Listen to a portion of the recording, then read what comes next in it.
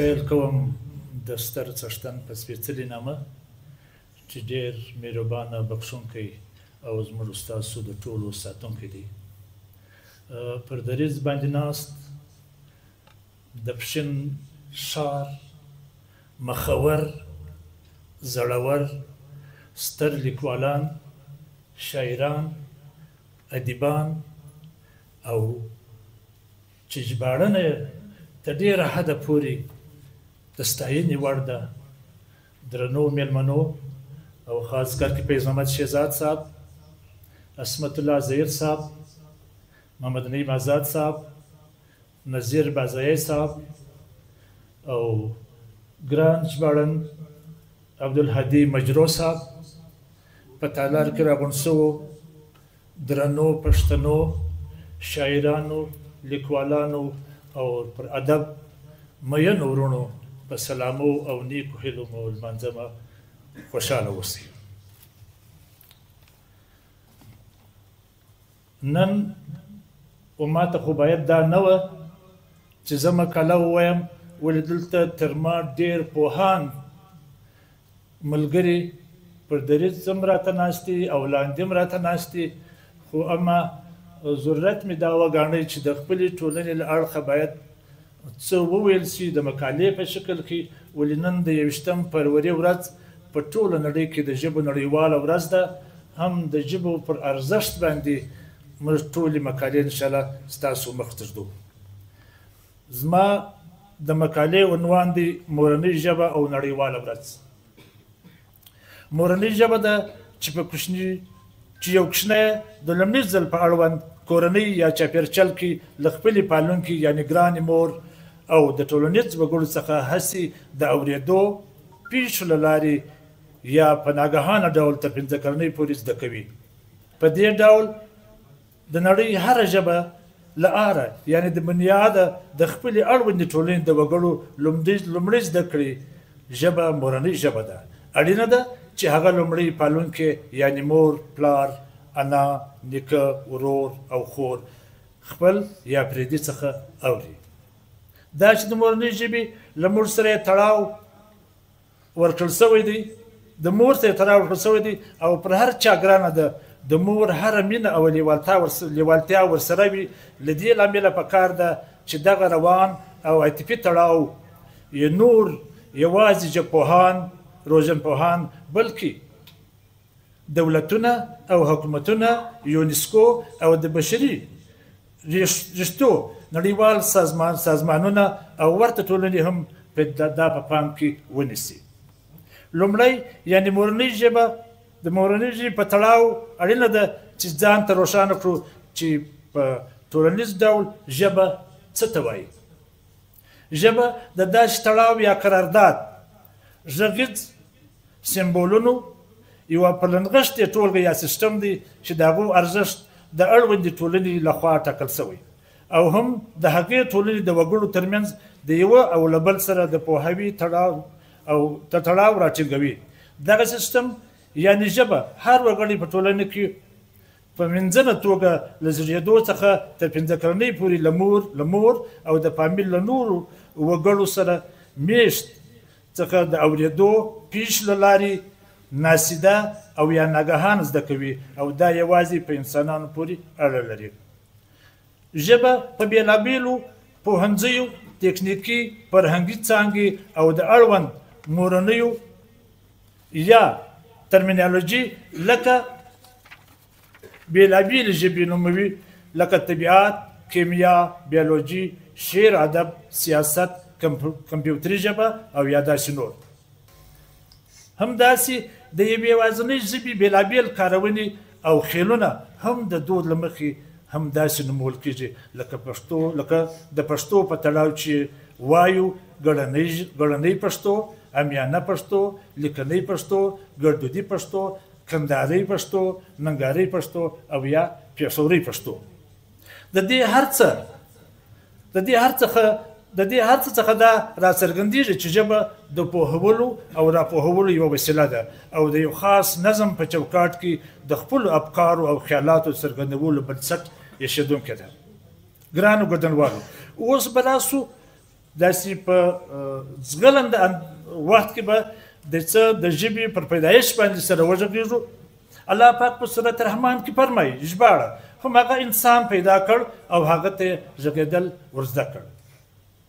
الله پاک په سورت بقره کې بیا فرمایي له هغه وروسته الله جل جلاله آدم علیه السلام ته د ټولو شیانو نومونه ور وښول، بیا یې هغه فرشتو ته وړاندې کړ او ویې ویل که ستاسې دا ګمان صحیح وي چې خلیفه په ټاکنه کې نظم وران سي نو د دې شیانو نومونه راوښیاست.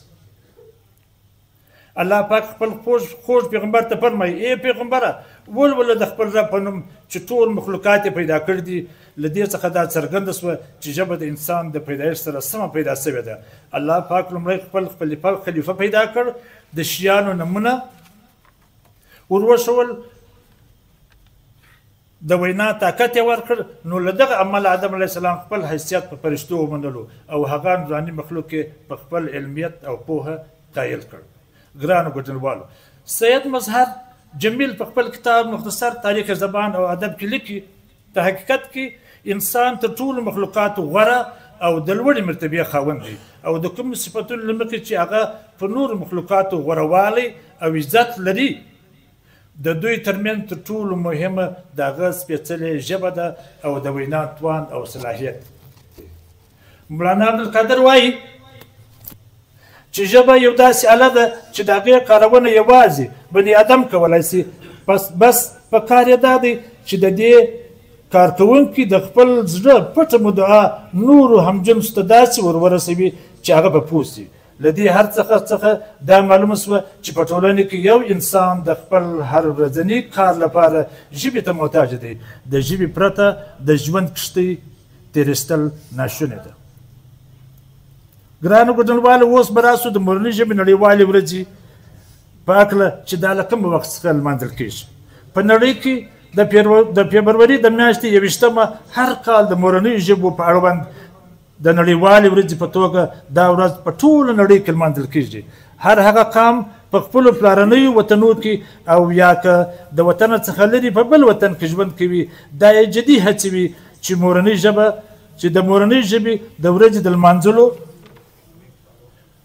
په ویاړ د خپلې مورنۍ ژبې په ارزښت خپل ځان او نور وګړي پوه کړي او د دې په اهمیت ځان، قام او نړۍ خبر کړي. په کال 1940 کې د اګست د میاشتې په 14مه چې پاکستان د خپلواکۍ اعلان وشو، نو د پاکستان حکومتي چارواکو اردو ژبه د دې هیواد ملي ژبه په یوازینۍ توګه اعلان کړه. یو کال بعد په 1948 کال کې په ختیځ پاکستان یا اوسني بنګلادیش کې ولس د اردو ژبې د ملي ژبې په توګه د منلو خلاف خپل اوازونه پورته کړل او د مخالفت غبرګون یې ښکاره کړ او دا غوښتنه یې وکړه چې په ختیځ پاکستان کې بنګالي ژبه 80% وګړي وایي، نو بنګالي ژبه د ملي ژبه وګرځول شي.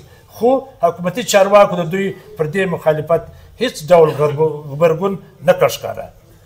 خو د بنګالي ژبې د ویونکو خپل دې کار ته او خپل هدف ته د لاسته راوړلو دپاره ورځ په ورځ خپلې هڅې ګړندۍ ساتلې. د بنګلادیش په لوی ښار ډاکا کې به هره ورځ د ښوونځیو، پوهنځیو او پوهنتونونو طالب علمانو په لاریونونو او مظاهرې کولې. د دوی او د پولیسو ترمنځ به هره ورځ ډب اړخ دوام درلود. همدغه مظاهرینو تر ډېرو کلو دوام درلود. د ډېر تاو تریخوالي وروسته په کال 1958 کې د فبروري پر 21مه د بنګلادیش په لوی ښار ډاکا کې د پوهنتونونو او د دوی د پلویانو د بنګالي ژبې د ملي ژبې په خاطر لویه مظاهره کوله. په دې غبرګون کې پر دوی باندې د پولیسو لخوا ډزې وسوې چې په نتیجه کې 4 زده کوونکي ووژل شول او په لسګونو ژوبل شول. د زده کوونکو پر مرګ او د ژوبل کېدو باندې ملګرو ملتونو سخت غبرګون ښکاره کړ او په عالمي عدالت کې د مورنۍ ژبې د ارزښت د مظاهرې قربانیو ته د درناوي په توګه عالمي عدالت او یونسکو د کال 1999 په 18مه نیټه د فبروري 21مه د مورنۍ ژبې د نړیوالې ورځې په توګه ونوموله او ان تر نن ورځې پورې 21مه د فبروري د ژبو نړیواله ورځ لمانځل کېږي او نړۍ ټوله قومونه د خپلې مورنۍ ژبې په ارزښت ویناوې کوي. زموږ او ستاسو مورنۍ ژبه پښتو 15,000 کلن تاریخ لري.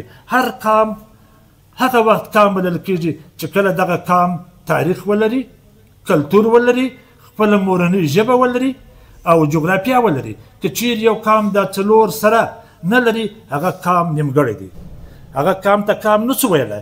موږ پښتانه د الله پاک شکر دی تاریخ لرو، کلتور لرو، مورنۍ ژبه لرو او خپله جغرافیه لرو. نن له موږ تاسو سره د پښین ولسوالۍ هغه ستر لیکوالان او شاعران پر دریځ او تالار کې شتون لري چې انشاءالله خپله مورنۍ ژبه د لا غني کېدو دپاره به دوی ټوله له موږ او تاسو سره هر وخت او هر ګړی خپله ارزښتناکه پوهه به راسره شریک کوي. دا ځکه وایم چې موږ په دې اند یو چې د ژبې د بشریت مادي او معنوي میراث ساتلو تر ټولو ځواکمنه وسیله ده. نو باید موږ د سیمې دغه ځواکمن او ستر لیکوالان د مورنۍ ژبې ارزښت او د ادب راوپېژني. مورنۍ ژبه په کومه کې چې انسان خپل لومړي لفظونه ادا کوي او د انفرادي سوچ او د فکر اظهار پکې کېږي، د هر وګړي کلتوري او تاریخي بنسټ دی. او په مورنۍ ژبه خبرې کول، خبرې لیکل، خبرې لوستل تعصب نه بلکې د هغې ژبې د ویونکي قانوني حق دی. نلسن منډیلا وایي که له چا سره د مورنۍ ژبې پرته په بله ژبه خبرې وسي چې هغه په پوه سي نو ستا خبره به د هغه مزغو ته ولویږي، او که چیرې له هغه سره په خپله مورنۍ ژبه خبره وسي نو ستا خبرې به د هغه وزړه ته ولویږي. ګرانو ګډنلوانو، نو راسئ خپله مورنۍ ژبه پښتو تر نورو ژبو د غني ساتلو دپاره په ګډه د یو د بل سره په مرسته خپل ګامونه اوچت کړو او خپلې ګټورې خبرې د یو د بل سره شریک کړو. په اخر کې ستاسو د ټولو ګډنوالو د کندغر ادبي کاروان برسور له اړخه او د هغو د ملګرو اړخه ستاسو د ټولو شکریه ادا کوم.